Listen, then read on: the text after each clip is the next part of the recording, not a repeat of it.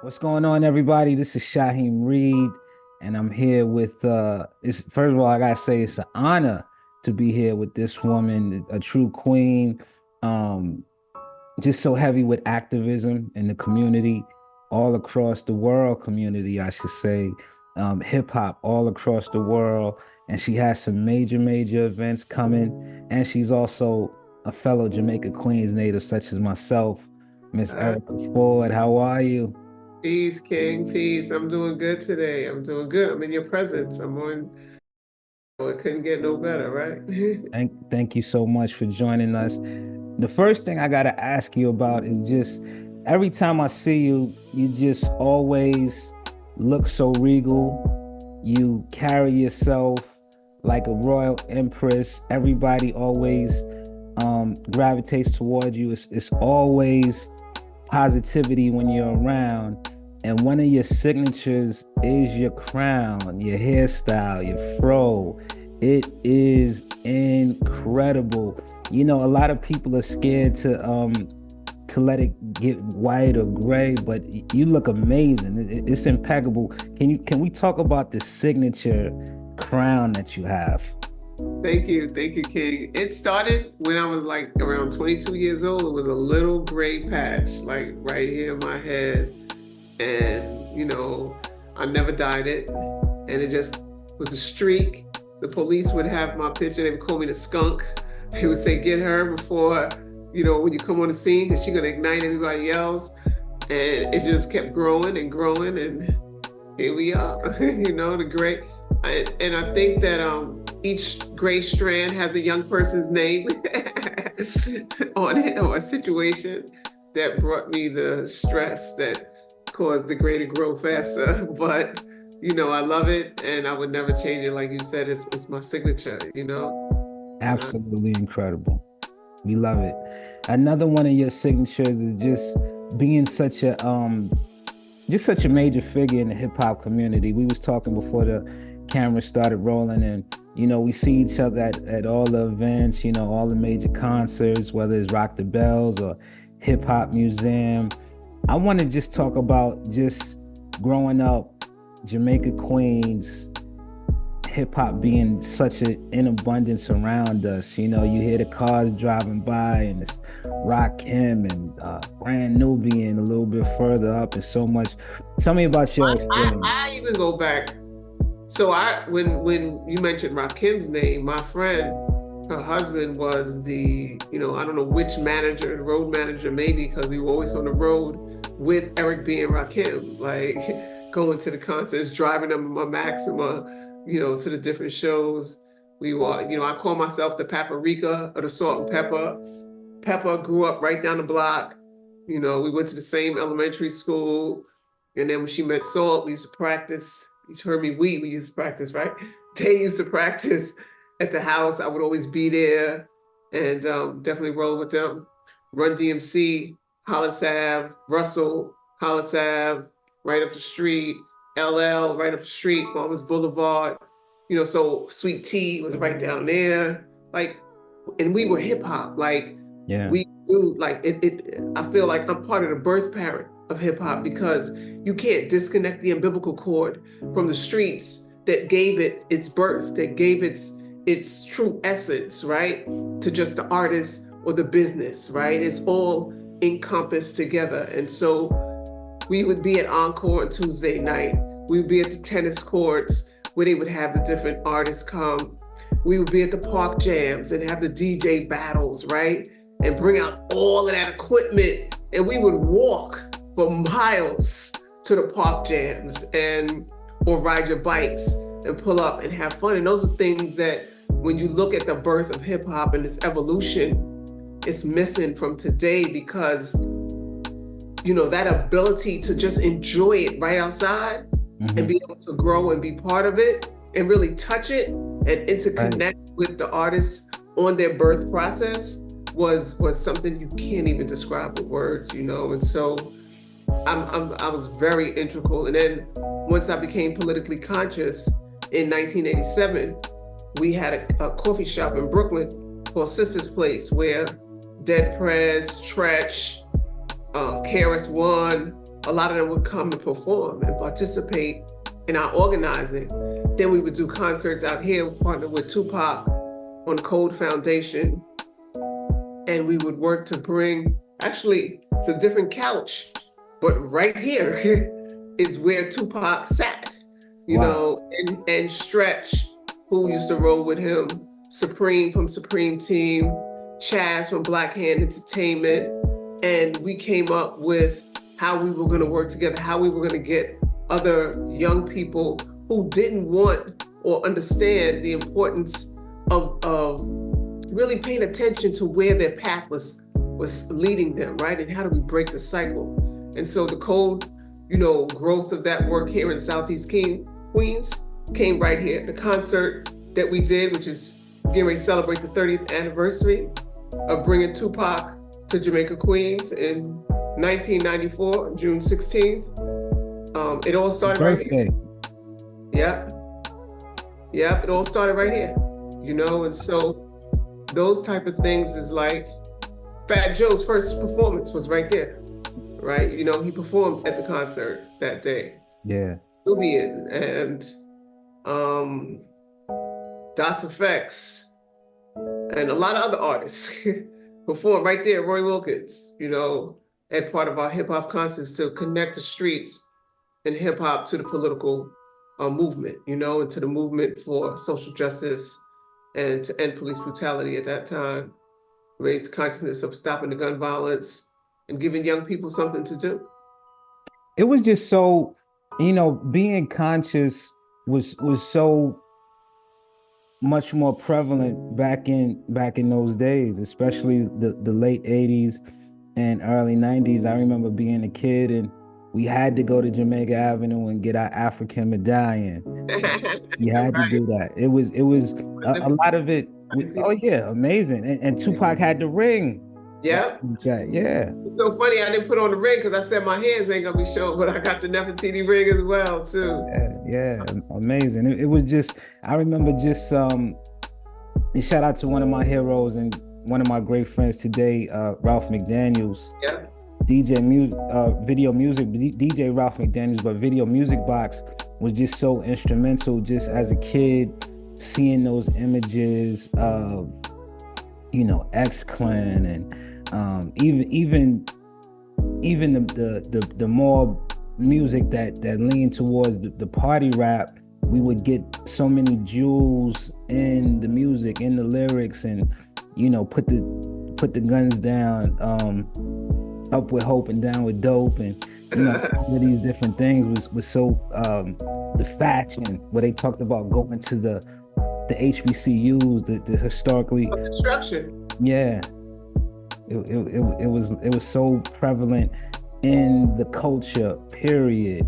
What was it like for you just soaking that in, and then coming into your awakening to be more active and help it? Because everybody, at the end of the day, everybody can't rap, everybody can't produce, but we all can play a part, and you definitely have played your part and commanded such a force around you to help everybody. Yeah, and I wasn't soaking it in, I was the water that people soaked in. You know, when you talk about X-Clan, we were the Black consciousness movement at that time, and we were the political realm of their musical realm, right? And so as they built the musical movement, we were on the ground building the political movement. Sonny Carson, who is his father, you know, Professor X's father, yes. He was the leader of the December 12th movement, which is what I joined December 12th, 1987. And so, you know, I hit the ground running and really was very, very active in leading that work from then to today, and making sure that young people found a space in that realm of the movement, the Black Power movement. Because, you know, at that time it wasn't cool to say Black Power, although, as you're saying, the fashion at one period in time with the red, black, and green and the afros and so on and so forth was cool. But then they came with the gangster music to try to, you know, eliminate the people's desire to be free, the people's desire to change the conditions, you know. And so but it was powerful. It was very powerful. It was very heart-wrenching to see that there was a balance of music. There was a balance of music that people could turn to. We could do the shows and really educate people through music, use music to bring people to the movement, and really just have that musical soundtrack to the movement, Right. with some real artists and real partners. And I just remember, I know there's people today that say artists need to be more vocal with, some of the atrocities that's going on, and we definitely do have people that speak out about it. But I just remember like the late 80s, early 90s, when it would be so many crazy. New York was such a crazy place. It's a beautiful place, that's our home, but it was just a lot of things going on, from Tawana Brawley, Yusef Hawkins, so many different things. And I just remember whenever things would happen, it would be so many different rappers, Chuck D, Q-Tip, people, Big Daddy Kane, KRS, people coming out and speaking out against these things. Yeah. DMX was one of the first artists who supported our work and helped us take a busload of people to Ohio when the police killed this 16-year-old, or put him in jail at like 13 or 11.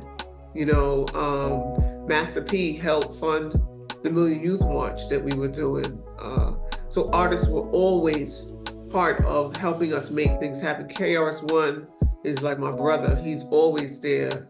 Tretch is like my brother. He's always there, using their voices, using their platform to help spread the word. Salt and Pepper, was always there, helping to educate and build the conversation. Tupac, before he died, was leading that conversation and pushing that whole shift in how we can begin to break the cycle of violence and begin to plug people into doing something else with a code, and building lawyers and building people who are taking care of mental health and so on and so forth. But, the same way, police were killing people at a rapid numbers and locking people up.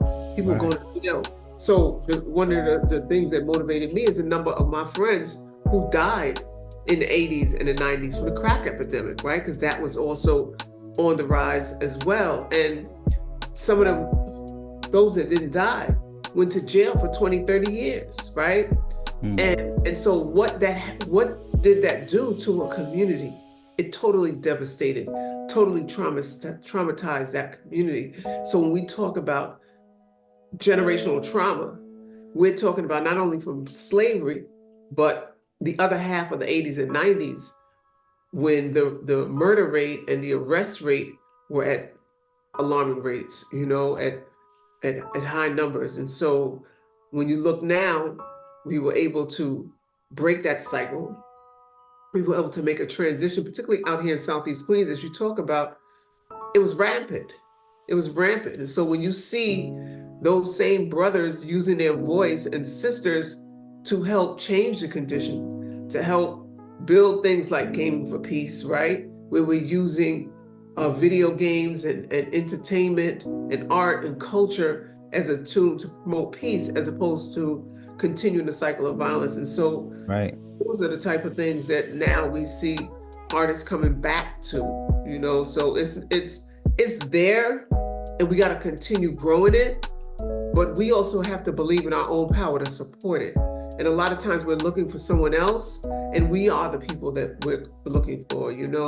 We have the financial power, we have the strength, and we have the wherewithal to change our conditions. We have to commit to the process. You have some very, very impressive list of people that's supporting this, do social media and efforts shouting it out. I saw Shameik Moore, who's Spider-Man. Yeah. Mikhail Bridges from the Nets, Lola Brooke, Yandy, who's a great friend of mine, so many other people. Everybody is, you're galvanizing so many people to come on and support it. What's up, y'all? It's Shameik Moore. I'm checking in from Los Angeles. I'm excited to support Life Camp's first ever Gaming for Peace NBA 2K Invitational. $20,000 is up for grabs, y'all. Life Camp, Gaming for Peace, play one up. Let's go. Break it down for the people watching this exactly what it is. You know, my friend Marvin Bing has been like, Erica, you got to come do this. Erica, you got to come do this, right? And, you know, we finally connected. And I was listening to him about gaming and how we can begin to use gaming as, because a lot of young people, a lot of people generally just sitting in the house playing video games all day long, right? And so how do we get them to look at something else? We bring the something else to them through the game, right? And using that tool to begin to promote the question of peace as a lifestyle. And how do you begin to use your tools to want to raise because if we look around America or look around the world, hate is winning, right? People are just, you know, constantly enraged. And so we have to find a way to shift that culture. And this is one of the ways in which we see as a means to do that, because so many young people are involved in technology, involved in video games, and et cetera, et cetera. And so we're doing Gaming for Peace on April 6th, which is part of a whole Game Changers weekend. And we are the game changers, you know? We've changed the game. When you look at hip hop, it's a game changer within itself, right?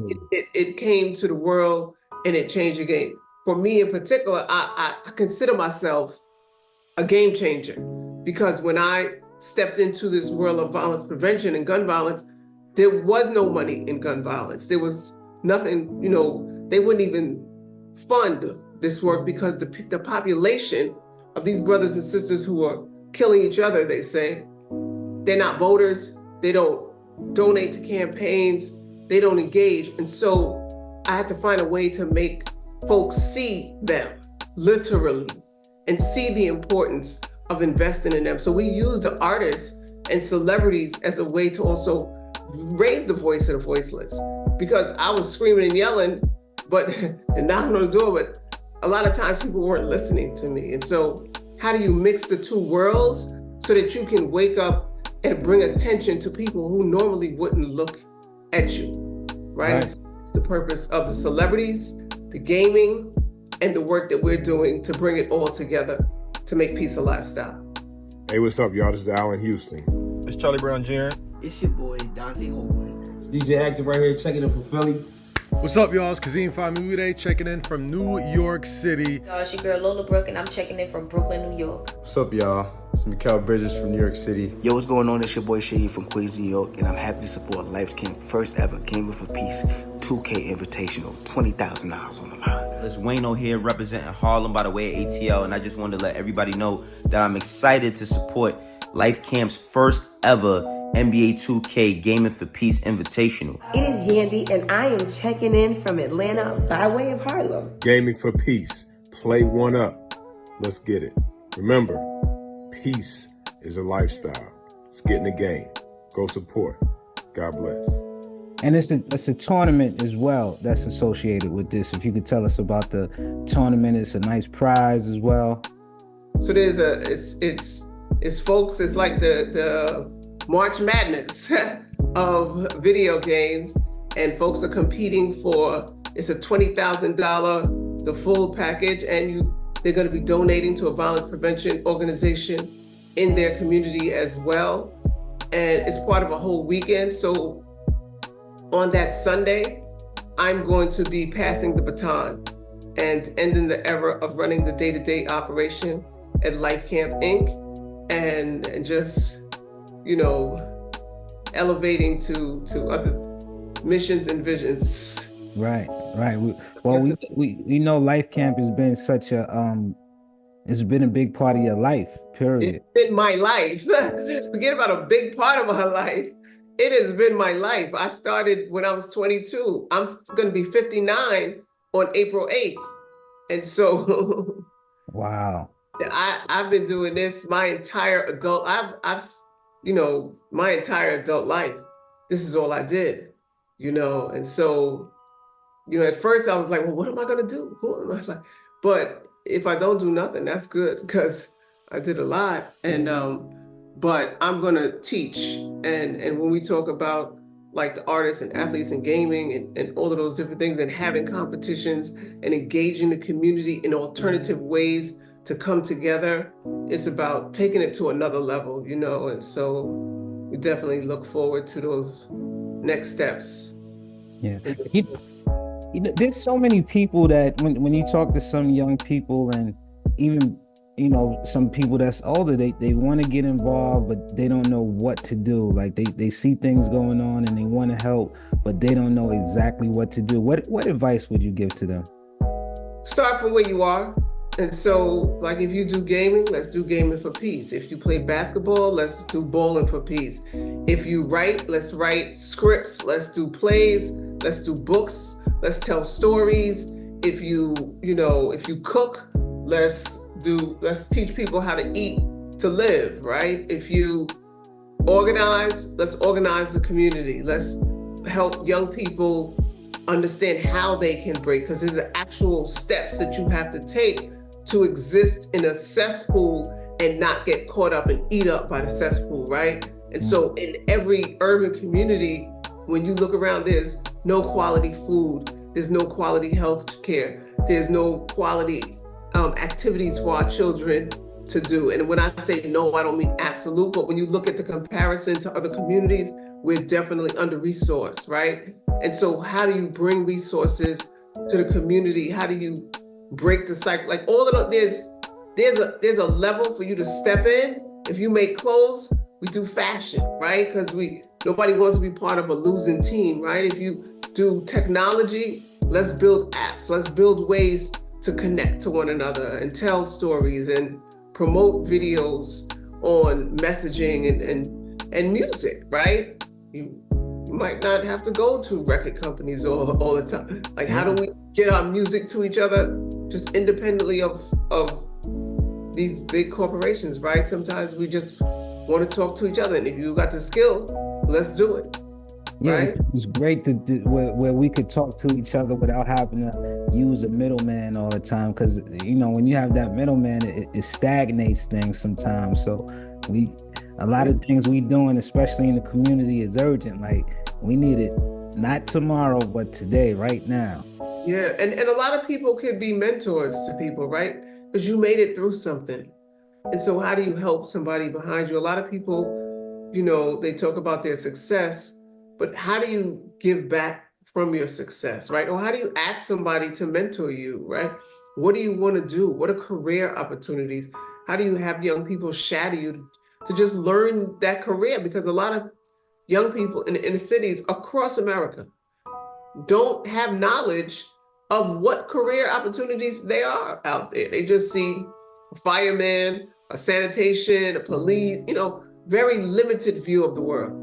And so one of the things that I truly believe in is exposing young people to the whole world, that this country is not the only country in the world, right? Visit other countries, learn other cultures, participate in things that pushes your level of understanding to a higher level every day. You did some work with Deepak Chopra as well. What was that like? You got to tell us everything about that. And, you talked about Baisley before. Deepak came to Baisley and worked with the families who lost their loved ones to gun violence, and worked with the young people and helped us build an urban yogis program where we trained young people to be yoga teachers. And at first they were like, I ain't doing that. That's right. And they did it. They did it. And they ended up working with the Chicago Bulls, the Kansas City Chiefs. They went to different countries. They do yoga right in the housing development. And, they're earning a living from teaching yoga, and I challenged Deepak when I first met him, and him and Russell always talk about the yoga, the meditation, the mindfulness. And I was like, that shit don't work. It don't work with us. That's rich white women. That ain't for us, right? And he was like, no, it will work. It will work. I was like, then you come and you teach it. And he came and he taught it. Wow. And it really made an impact on a lot of folks. The mothers who lost their children and the young people, you know, and they're still successful to this day through it. And they broke the cycle. Yeah. From Deepak to Tupac. Yes. Oh, you know, Pac, he's just, and it's interesting because I was just with CJ and Little C's yesterday. CJ's Biggie's son, and of course, you know, Little C's, and you know, Big and Pac, just two of our greatest icons ever. And Pac had so much love for New York City. People might not know that he shot the classic movie Juice in New York. What was it like just bringing Pac around the neighborhood, a young Tupac coming out to New York City and just experiencing what we had to offer? Tupac is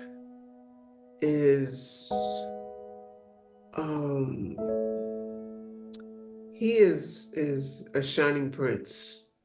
You know, his energy is so much love for our people, right? He loved our people. He loved making sure that young people had a path to success. From the challenges he had as a child, he wanted to make sure that as many young people as he could touch knew that there was different things that they can have access to, and he wanted to create those vehicles that could take them there. And so when you see the Tupac Amaru Foundation and Center in Atlanta, that is so that people could come and do arts and culture.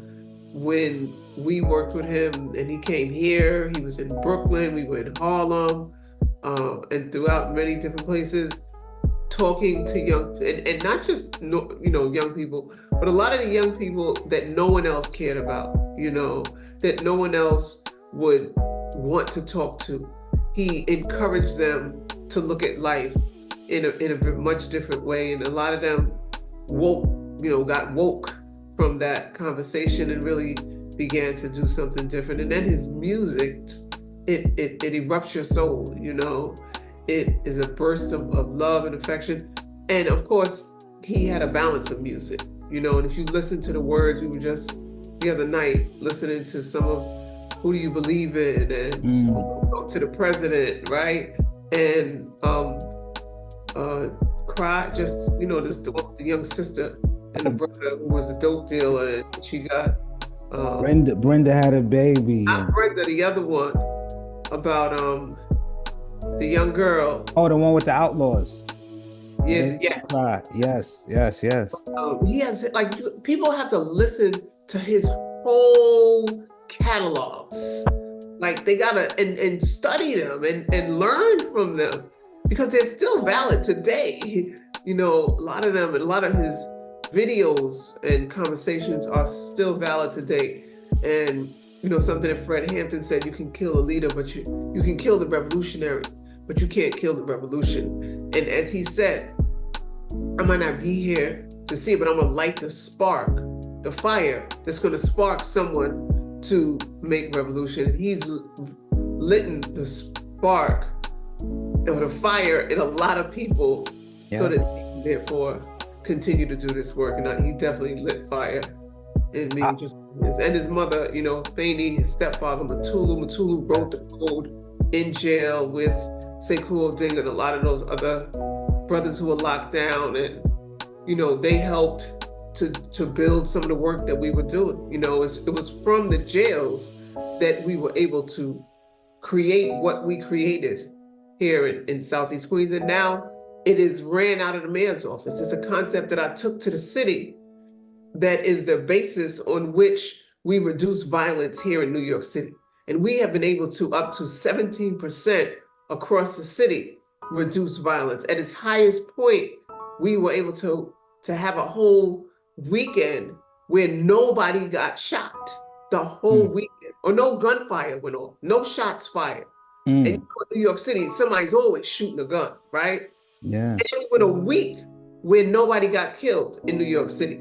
Here in my particular area, we went up to 562 days with no one being shot. And we went up to 4 years with no one being killed.